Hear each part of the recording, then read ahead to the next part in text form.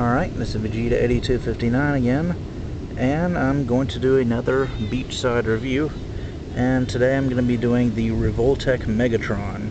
Since I did Optimus Prime the other day, figured I'd go ahead and do Megatron as well. Now, let's see, Optimus was number 19 in the Revoltech line. I think Megatron was 25 or 26 or something. I can't really remember. I don't have his box with me right now. But he followed just a couple months after Optimus. And I think they definitely improved the articulation issues that Optimus Prime had, because I think Megatron is a much better release. Now for colors, the colors are actually very, very nice. The most of the figure is painted in this nice metallic silver, so that's definitely a plus. And we've also got some metallic red on the inside of the leg, and kind of a dark gunmetal-ish color for the gun cannon on his arm and his legs. And then we've got black for the waist.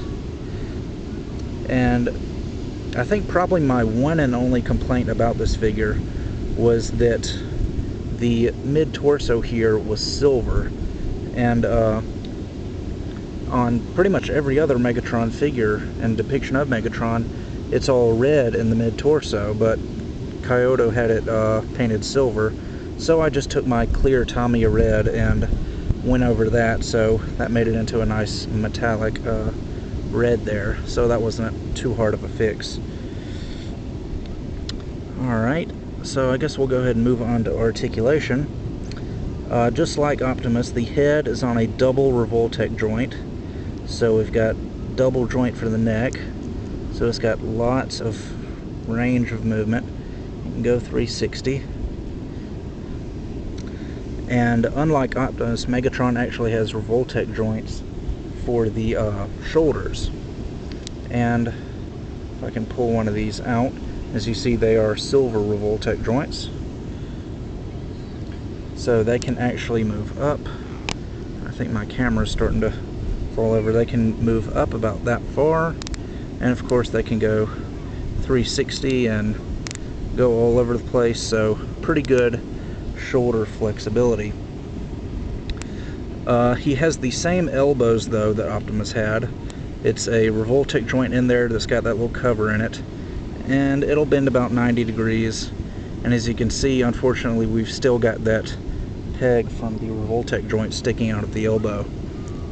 But because they are silver Revoltech joints, it doesn't show up quite as bad on Megatron as it did on Optimus. Let's see, Megatron has got pegs for the wrists, so they just rotate. There's a Revoltech joint in the mid-torso, so he can bend forward, and he can bend back, and side to side, and rotate. So pretty good articulation at the torso. There's not really any articulation with the cannon on his arm. It's pretty much just stuck in place. Also, like Optimus, there's no waist rotation since he's got the Revoltech joint at the mid-torso.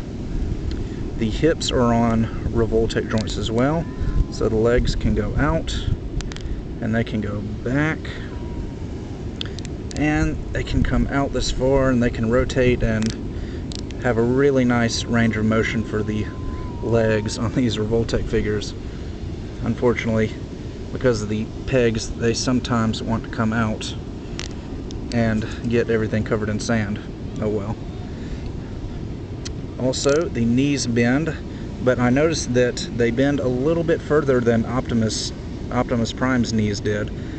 His were about right at 90 degrees. Megatron can bend a bit further than 90. So that's a nice touch. Also, the ankles are about the same. They're on a Revoltech joint, as you can see there. And they bend down and up, and they can go side to side and rotate just a little bit. They can't rotate 360, but that's okay. So I guess that about does it for articulation. Now for the accessories, Megatron comes with an extra head, so you'll just have to pop this off. And you get a head that's pretty much the same, only it's got the evil crazy grin on it. So pretty much just a different facial expression with that evil Megatron smile on there. And then also we get some alternate hands. These are on pegs, so you can just pop them off. And we get two outstretched hands like this, one for the left and one for the right. And also a curious hand that Kyoto gives us is a gun hand, pretty much just like the one that Optimus comes with, only Megatron doesn't have a gun. Why would he? He's got this big cannon on his arm. But